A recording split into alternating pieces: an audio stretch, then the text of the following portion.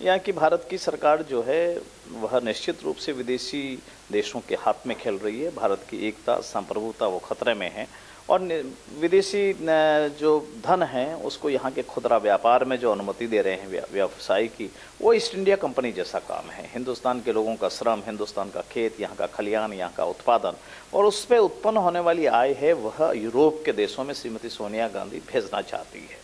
बेचारे मनमोहन सिंह जी तो वही करते हैं जो सोनिया गांधी कहती है और सोनिया गांधी वही करती है जो वेटिकन कहता है।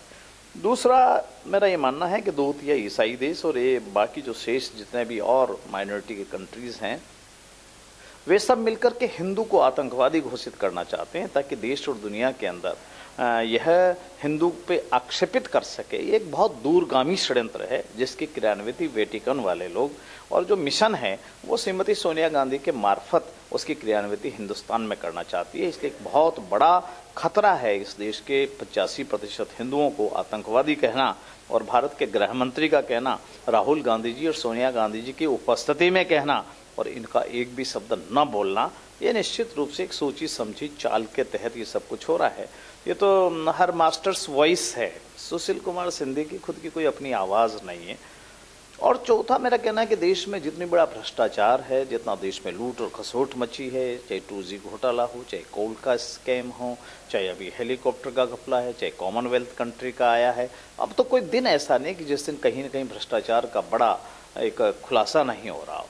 इसलिए हमारा ये मानना है कि अब इन लोगों के हाथ में देश की अर्थव्यवस्था भी सुरक्षित नहीं है, देश का खजाना सुरक्षित नहीं है, देश की सरकार सुरक्षित नहीं है, उनको जाना चाहिए। और राजस्थान भी बहुत पीछे चला गया है। राजस्थान एक प्रगतिशील राज्य की श्रेणी में आ गया था, राजस्थान का नंबर बहुत आगे था, अब राजस्थान पिछड़े राज्यों की श्रेणी में चला गया है। और हमारा कहना है कि राजस्थान में कोई आधारभूत ढांचे का विकास नहीं हुआ है, कानून व्यवस्था की स्थिति चरमरा गई है, किसान अपने आप को ठगा हुआ महसूस कर रहा है, व्यापारी को बिल्कुल उसका दोहन किए जाने का काम किया जा रहा है, कोई भी संतुष्ट नहीं है। मेरा ये मानना है कि जिनको रक्षा करने का जिम्मा है, एक काम जरूर अशोक गहलोत जी ने इन दिनों किया है कि जोधपुर के विकास में उनकी काफ़ी रुचि रहती है। तो भ्रष्टाचार के अंदर पहले हमारे कोरियर सर्विस नहीं हुआ करती थी, उन्होंने जोधपुर में एक अपने रामदेव जी को नियुक्त किया और उन्होंने भ्रष्टाचार के लिए रिश्वत के पैसे इकट्ठा करने की कोरियर सर्विस उन्होंने प्रारंभ की है। ये जोधपुर लोगों को सौगात दी है उन्होंने। और इसलिए आपने देखा होगा पिछले दिनों एक SP के लिए जोधपुर का बंदा रिश्वत को इकट्ठा करते हुए पकड़ा गया। और ये कोरियर सर्विस जो उन्होंने प्रारंभ की है, ये अगर कोई उपलब्धि है तो हमें इसके बारे में कुछ कहना नहीं है, वरना अब इस सरकार को बोरिए बिस्तर गोल करने चाहिए समय रहते हुए, और अब जनता को तंग करने का उनको अधिकार नहीं है। एक बार आपने राजस्थान के अंतिम शहर जैसलमेर जिले का प्रवास किया है, भारतीय जनता पार्टी के कार्यकर्ताओं में आप किस प्रकार का उत्साह देख रहे हैं? नहीं, भारतीय जनता पार्टी के कार्यकर्ताओं के मन में उत्साह है, वो इस बात के लिए कटिबद्ध है कि इस सरकार से मुक्ति चाहिए, जनता को मुक्ति दिलानी है। और जनता को मुक्ति इसलिए दिलानी कि हमारा सीमावर्ती जिला है, हमारे यहाँ का सैनिक का सिर काट करके पड़ोसी देश वाले लेकर के चले गए और हम बैठे हुए रह गए। हम उसकी लाशों को आदान प्रदान करने के काम में लगे हुए हैं और सरकार को नींद कैसे आई? मैं कहता हूँ मनमोहन सिंह जी का सर जो है वो कैसे आराम महसूस कर रहा होगा जब हमारा फौजी का सर यहाँ पर नहीं आया।